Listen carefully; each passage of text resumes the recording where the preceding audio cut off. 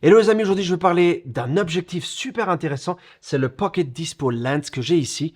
Voilà, alors là je l'ai monté sur mon Leica SL2S, mais tu peux voir qu'il est vraiment super fin. Et ce que c'est en fait, c'est qu'ils ont pris un objectif des anciens appareils photo, les appareils photo jetables, et ils ont pris cet objectif-là et ils l'ont mis sur un objectif qu'ils ont imprimé par imprimante 3D.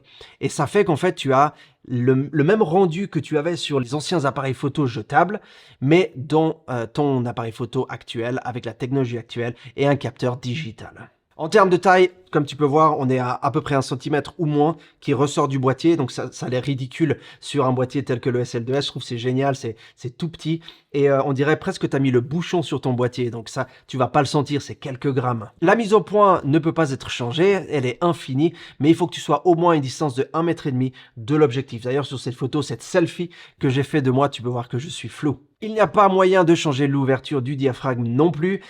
C'est une ouverture fixe à f11, donc encore une fois, tout sera net. Il faut juste que tu t'assures d'être au moins à 1,5 m de distance. La longueur focale, c'est 28 mm, ce qui est une longueur focale que personnellement j'aime beaucoup, que j'utilise souvent pour des mariages. C'est pas pour tout le monde parce que c'est quand même assez wide, assez ample, donc tu vois les bords qui sont un tout petit peu déformés, mais personnellement j'aime bien ça. Ces contrôles, entre guillemets contrôles, parce qu'en fait t'as aucun contrôle, c'est ce qui fait le charme de cet objectif à mon avis, c'est le fait que tu ne peux pas changer quoi que ce soit, c'est comme ça, et ça te permet en fait de te focaliser vraiment sur la composition, le storytelling, ce que tu veux raconter comme histoire, et c'est tout. Ça va amener beaucoup d'effets intéressants, tels que des aberrations chromatiques, des vignettes, des choses, voilà, des blancs qui pop, c'est soft. Un petit peu comme on avait sur les films, sur les appareils photo jetables de l'époque. Tu auras vraiment ce look parce qu'ils ont vraiment pris l'objectif authentique de ces caméras et ils l'ont mis sur cet objectif imprimé en 3D en fait. J'étais un petit peu préoccupé ou ça me faisait un peu souci de me dire je vais prendre un objectif qui a été imprimé en 3D et je vais le mettre sur un boîtier tel que mon Leica qui coûte quand même un certain prix. Et je me suis peut-être que, tu sais, quand tu imprimes en 3D, des fois, il y a des petits bouts de plastique qui sont pas complètement mis correctement ou qui sont pas... Voilà. Alors que là, il n'y a aucun souci. Ça passe comme une lettre à la poste.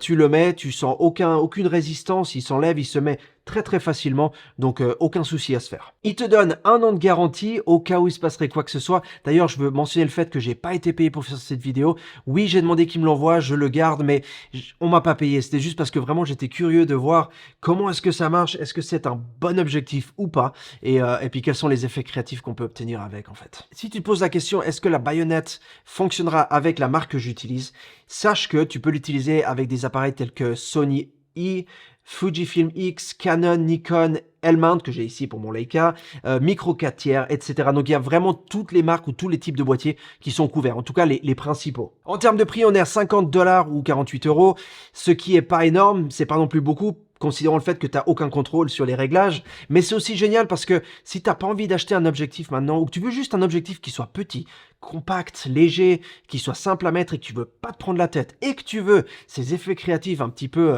disons, vintage, au lieu de faire ça en post-traitement, tu peux faire ça directement avec la lumière existante et avoir des effets différents à chaque fois. Parce que pas un objectif n'est pareil qu'un autre, ils sont tous différents, puisque les objectifs, c'est des objectifs, je dirais, bas de gamme ou de pas très bonne qualité, et c'est ça qui fait le charme en fait de cet objectif. J'espère avoir répondu à toutes les questions que tu avais, j'espère que tu as découvert un nouveau produit que tu connaissais pas. Si tu as des questions, évidemment, tu les écris dans la section des commentaires ci-dessous, j'y répondrai dès que possible. Et je te retrouve dans ma prochaine vidéo. D'ici là, prends soin et à tout bientôt. Ciao.